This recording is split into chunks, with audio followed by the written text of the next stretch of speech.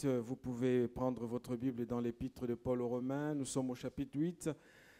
L'apôtre nous dit dans Romains, chapitre 8, verset 28, il dit « Nous savons du reste que toute chose concourt au bien de ceux qui aiment Dieu, de ceux qui sont appelés selon son dessein. Nous savons du reste que toute chose concourt au bien de ceux qui aiment Dieu, de ceux qui sont appelés selon son dessein. » Et les Proverbes, chapitre 16, Proverbes, chapitre 16, versets 3 à 5, parce que j'aimerais vraiment insister sur deux choses ce matin. À l'école de Dieu, les deux leçons que nous apprenons, c'est la discipline et le brisement spirituel. L'image, l'apôtre Pierre la compare au processus de l'affinage de l'or par l'orfèvre. Proverbe 16, versets 3 à 5, « Recommande à l'Éternel tes œuvres, et tes projets réussiront. L'Éternel a tout fait pour un but. » C'est le verset que j'aimerais souligner. « L'Éternel a tout fait pour un but, même le méchant pour le jour du malheur. » Donc tout cœur hautain est en abomination à l'Éternel. Certes, il ne restera pas impuni. Et donc, j'ai annoncé les couleurs. J'aimerais parler de la discipline. La discipline comme quelque chose que nous apprenons à l'école de Dieu. La discipline et le brisement. Ça se rapproche, mais ça se distingue. La discipline et le brisement. Je sais que nous aimerions que lorsque nous cherchons Dieu, que nous venons en sa présence, que Dieu nous communique, nous enseigne ce que nous aimerions qu'il nous enseigne. Vous savez, mais le propre de l'enseignement, c'est souvent pas ce que l'étudiant cherche. C'est ce que le maître veut lui communiquer comme étant élément indispensable, pouvant l'aider à grandir dans le chemin de la foi ou encore le chemin de la vie. Et si je parle de la discipline et du brisement, parce que ce sont les choses que le Seigneur utilise pour nous conduire vers la maturité. Parce que si la foi si la grâce ne doit pas être foulée aux pieds, nous devons la prendre en considération et accepter le processus par lequel Dieu nous fait passer. Processus incontournable, processus obligatoire, parce que le résultat final, c'est notre bonheur. Tout concourt au bien de ceux qui aiment Dieu. C'est Dieu qui a la cartographie du voyage dans lequel nous sommes embarqués. Il a le GPS entre ses mains. Il est même ce GPS. S'il nous fait prendre le chemin qui nous mène à gauche, nous devons aller à gauche. Si c'est la direction qui se trouve à droite, nous devons le suivre parce que lui seul sait ce qu'il fait et lui seul sait où est-ce qu'il nous mène.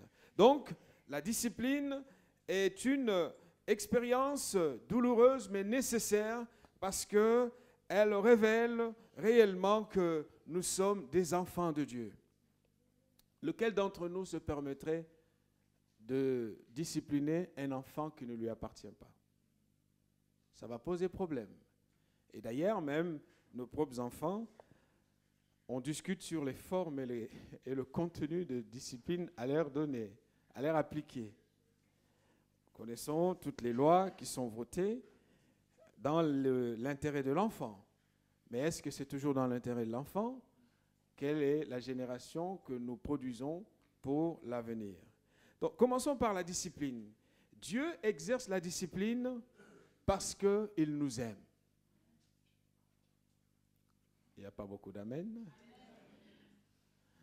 Dieu exerce envers nous la discipline parce qu'il nous aime.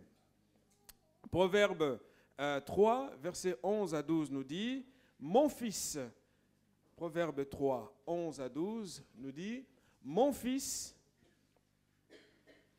ne méprise pas la correction de l'Éternel et ne t'effraie point de ce châtiment. Car l'Éternel châtie celui qu'il aime, comme un père l'enfant qu'il chérit. Deutéronome chapitre 8 verset 5 nous dit: reconnais en ton cœur que l'Éternel, Deutéronome 8, 5, que l'Éternel ton Dieu te châtie comme un homme châtie son enfant. Reconnais en ton cœur que l'Éternel ton Dieu te châtie comme un homme châtie son enfant. Et nous pouvons rajouter avec le texte d'Hébreux chapitre 12, qui reprend, en fait, l'épître aux Hébreux qui reprend tous ces textes des Deutéronomes et des Proverbes pour les actualiser et exhorter les communautés qui vivaient des moments difficiles. L'apôtre aux Hébreux dit ceci: et vous avez oublié, Hébreux chapitre 12, versets 5 à 12, et vous avez oublié l'exhortation qui vous est adressée comme à des fils. Mon fils, ne méprise pas le châtiment de l'Éternel, et ne perds pas courage lorsqu'il te reprend. Car le Seigneur châtie celui qu'il aime, et il frappe de la verge tous ceux qu'il reconnaît pour ses fils. Supporter le châtiment, c'est comme des fils que Dieu vous traite.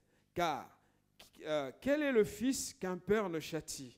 Mais si vous êtes exempt du châtiment auquel tous ont part, vous êtes donc des enfants illégitimes et non des fils. D'ailleurs, puisque nos pères, selon la chair, nous ont châtiés et que nous les avons respectés, ne devons-nous pas, à bien plus forte raison, nous soumettre au Père des esprits pour avoir la vie? Nos pères nous châtient pour peu de jours, comme ils le trouvaient bon, mais Dieu nous châtie pour notre bien, afin que nous participions à sa sainteté. Il est vrai que le châtiment semble d'abord un sujet de tristesse et non de joie, mais il produit plus tard, pour ceux qui ont été ainsi exercés, un fruit paisible de justice. Et le verset 12 dit: fortifiez donc vos mains languissantes et vos genoux affaiblis. Lorsqu'on parle de la discipline, on parle d'un ensemble de mesures qui sont prises par les parents pour apprendre à leurs enfants ce qui est bien et ce qui est mal. La discipline vise à protéger l'enfant, mais aussi à lui enseigner comment bien se comporter. Si aujourd'hui, il y a beaucoup de défaillances sur le plan spirituel, sur le comportement de chacun d'entre nous en tant qu'enfant de Dieu, face aux épreuves et aux difficultés de la vie, et que nous faisons marche arrière parce que la plupart de chrétiens à travers le monde ont fait le choix de se soustraire à la discipline de Dieu. Ne veulent pas laisser Dieu les sanctionner, les discipliner. L'Épître aux Hébreux nous dit que lorsque nous sommes sous le coup de la discipline de Dieu, cela produit une douleur. Mais cette souffrance est nécessaire parce qu'on ne devient jamais mature que dans un contexte de joie infinie. Les oppositions, les adversités, les moments difficiles nous aident à grandir, nous aident à faire la part des choses entre le bien et le mal. Et c'est ça aussi l'élément principal qui nous aide à avoir une foi équilibrée. Frères et sœurs, ne cherchons pas à négocier la discipline de Dieu. Dieu sait ce qu'il fait. Dieu sait où il nous conduit. Dieu sait ce qu'il poursuit. Lorsque vous disciplinez votre enfant, vous poursuivez quelque chose. Vous ne le faites pas parce que vous êtes content de le faire. Vous ne le faites pas parce que ça réjouit votre cœur. Vous le faites parce que vous savez que c'est pour son bien. Parce que demain, l'enfant ne sera pas toujours avec vous. Son comportement dans la communauté et partout où il ira sera conséquence de ce qu'il a appris à la maison. Vous voyez que la discipline est indispensable pour que chrétiens matures nous soyons, pour que chrétiens mûrs nous devenions, Et ça, c'est quelque chose qui nous permet de grandir avec Dieu. La discipline, donc, consiste à fixer les règles essentielles. Nous avons besoin des règles. S'il n'y a plus de règles, tout le monde ira dans sa direction et le chaos s'installera. Vous et moi, nous avons besoin des règles pour que nous ne puissions pas nous égarer, nous perdre au final. La discipline fixe des règles essentielles et réaliste et des limites dans le but de protéger l'enfant. Alors, il y a dans la discipline aussi le fait que ça nous aide à développer notre maîtrise de nous-mêmes. Si on te dit d'aller dans une pièce, tu ne sors pas. Tu vas comprendre qu'au fait, je ne suis pas le maître du monde. Ma mère, mon père ont quand même un pouvoir de me fixer des limites. Nous avons besoin des limites. N'écoutons pas tout ce que nous entendons à gauche et à droite, ce que la société veut nous donner comme un nouveau message. Restons chrétiens. Regardons la parole. La maîtrise de soi, mais aussi le respect des autres. Ça, c'est le travail de la discipline. Son importance, quelle est son importance? Son importance réside dans le fait qu'elle permet de protéger l'enfant et lui apprend à distinguer le bien et le mal, je l'ai dit, mais aussi à comprendre qu'on s'occupe de moi. Vous savez, lorsque quelqu'un fait tout et n'importe quoi et que personne ne lui dit rien, il y a des moments, ça, les parents d'adolescents le savent. Et on nous a appris, même à l'école, même pour ceux qui font de la formation, les enseignants, nous avons des enseignants ici à l'église. Un adolescent, quand il fait tout et n'importe quoi, au fait, il veut qu'on prenne soin de lui. En lui fixant les limites, ça l'aide à comprendre qu'on pense à moi. Mais si on le laisse faire tout ce qu'il veut faire, c'est un risque et un dérapage pour l'enfant. Et quand nous sommes sous discipline, nous prenons conscience que oui, on s'occupe de moi. Je ne suis pas oublié, Dieu me voit et Dieu veille sur mon comportement. Voilà pourquoi il me fait passer par des moments de discipline. Donc c'est très important, frères et sœurs, parce que chacun de nous a besoin de le comprendre. Revenons sur le plan biblique. Sur le plan biblique, Dieu poursuit un but qui est précis, mais aussi des objectifs qui sont clairs pour notre bien. Parce que le Proverbe 16, verset 4 nous dit « Le Seigneur fait tout pour un but. Dieu ne fait rien gratuitement. Si Dieu me sauve, c'est pour un but.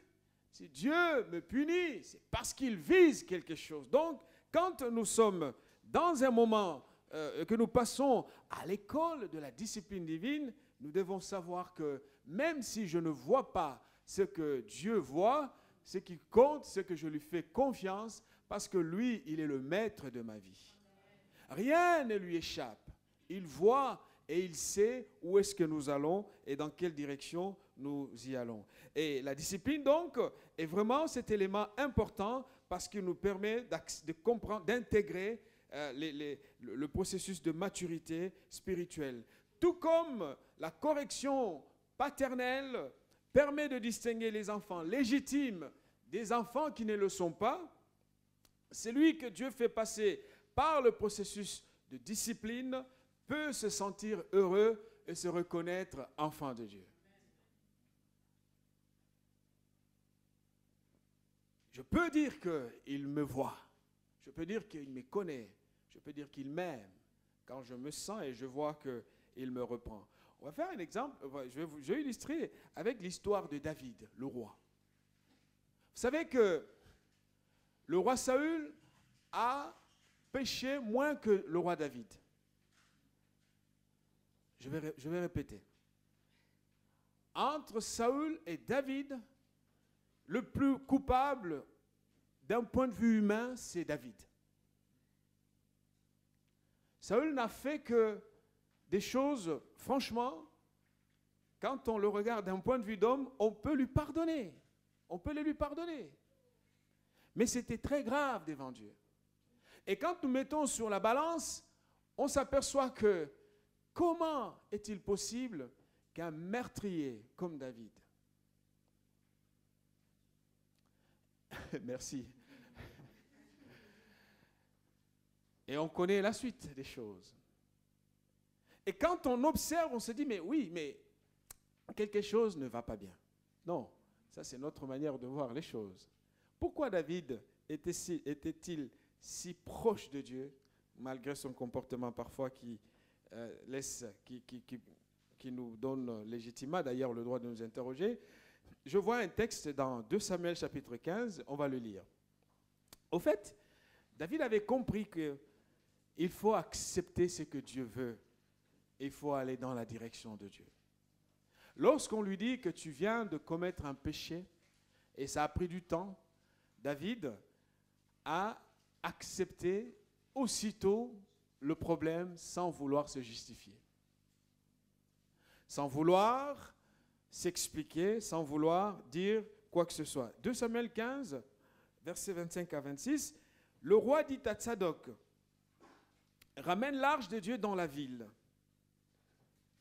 Si le Seigneur m'est favorable, il me ramènera et me permettra de la revoir ainsi que sa demeure. Mais s'il déclare, je ne veux pas de toi, eh bien, qu'il fasse ce qui lui plaît. Vous voyez? Prêt à accepter le rejet de Dieu, pourvu que cela soit dans la volonté de Dieu. Contrairement à Saül, Saül a tout fait pour conserver quelque chose parce qu'il voulait les choses d'un point de vue personnel, d'un point de vue humain. Et ça, devant Dieu, Dieu a préféré pardonner celui qui était humble, malgré ses limites et ses défaillances liées à la chair, à la nature humaine, pour accepter et intégrer dans la famille un homme dont les dispositions de cœur étaient conformes à la parole. Donc c'est pour notre intérêt, frères et sœurs, pour notre intérêt véritable que Dieu nous corrige. Alors je ne sais pas quelle est la forme de correction que le Seigneur emploie actuellement à ton égard. Peut-être que c'est un chômage, peut-être que c'est une situation vraiment familiale difficile, peut-être que c'est un combat sur le plan physique, sur le plan de la santé, je ne sais pas. Mais toi, tu le sais, laisse-moi te dire, Dieu te connaît et Dieu t'aime. Il ne faut pas laisser le mal nous dire le contraire. Il ne faut pas laisser le diable nous tromper. L'amour de Dieu ne change pas. Dieu est bon, Dieu t'aime, Dieu te connaît. Si nous sommes prêts, comme David, à dire, s'il trouve bon que je revoie l'arche, je la reverrai. Mais s'il ne veut plus de moi, je suis prêt à laisser Dieu faire ce qu'il veut. De toute façon, il est Dieu. Et quand on fonctionne de cette manière, on a compris ces choses, alors le Seigneur nous ouvre les portes. Parce que la Bible dit, il résiste aux orgueilleux, mais il fait grâce aux humbles.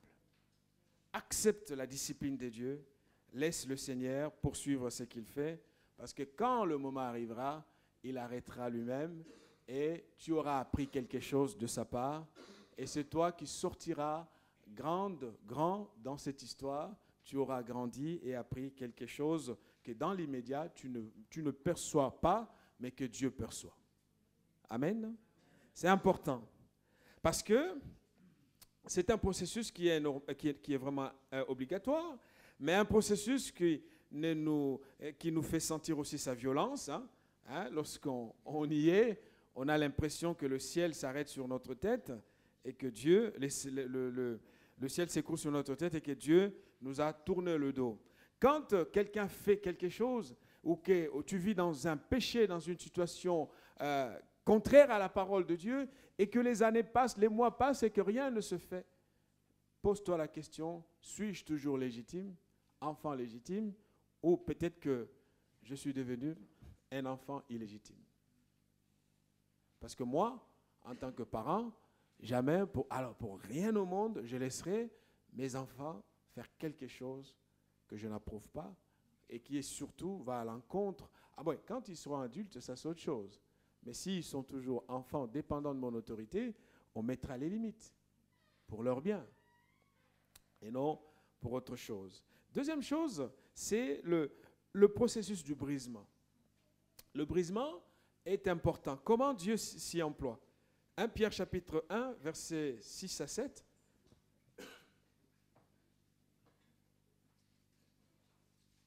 Alors on n'aime pas être brisé, parce que le brisement est douloureux. Dans la discipline, je suis fautif. Dans le brisement, je n'ai rien fait du tout.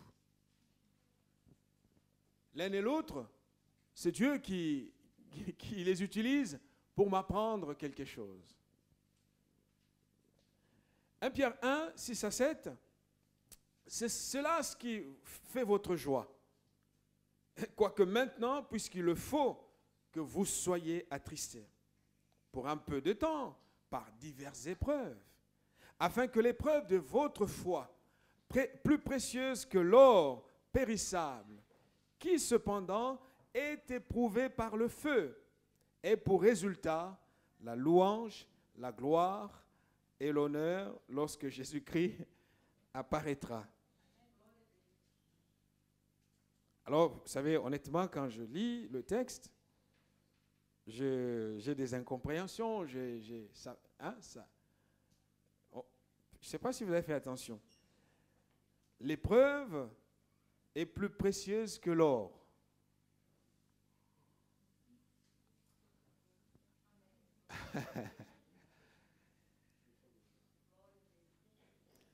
Et l'apôtre de dire, cette épreuve a un résultat. J'aurais voulu que le résultat soit de mon côté.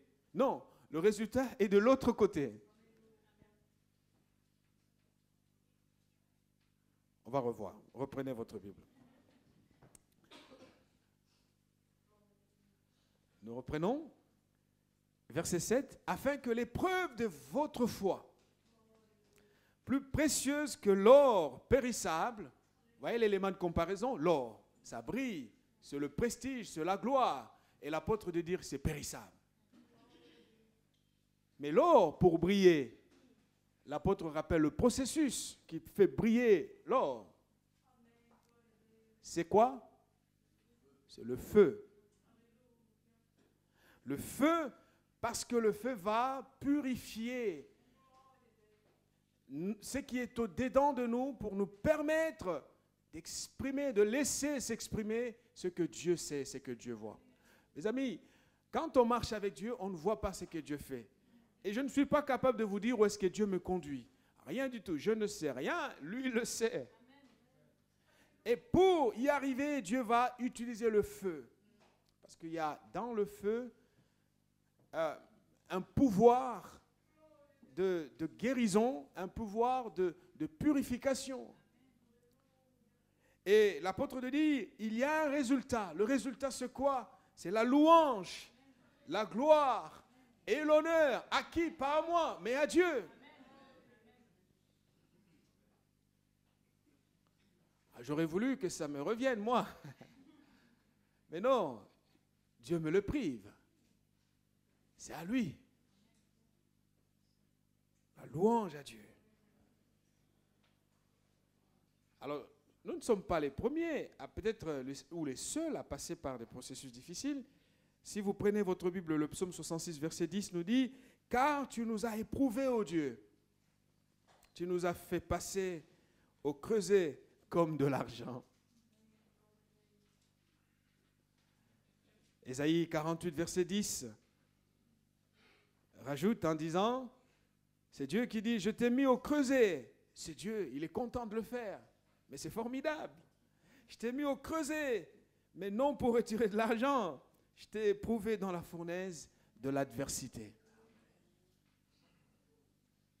Zacharie 13, 9 dit, je mettrai ce tiers dans le feu et je le purifierai comme on purifie l'argent.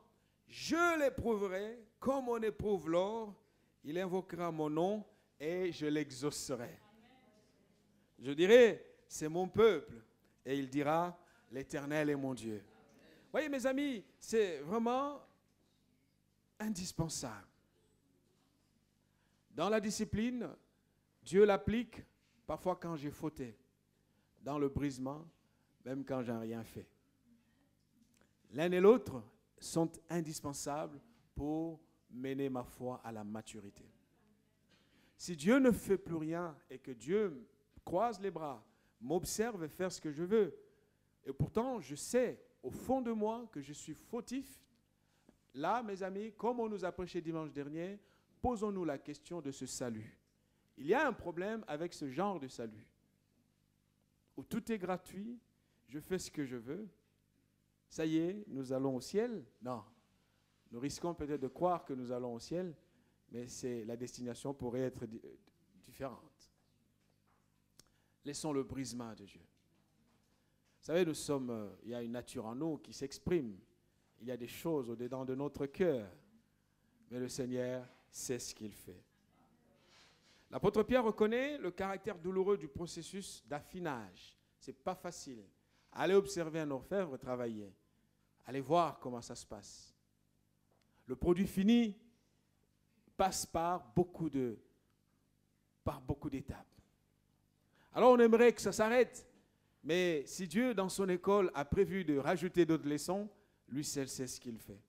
Et de toute façon, c'est une école pour la vie. C'est une école pour la vie.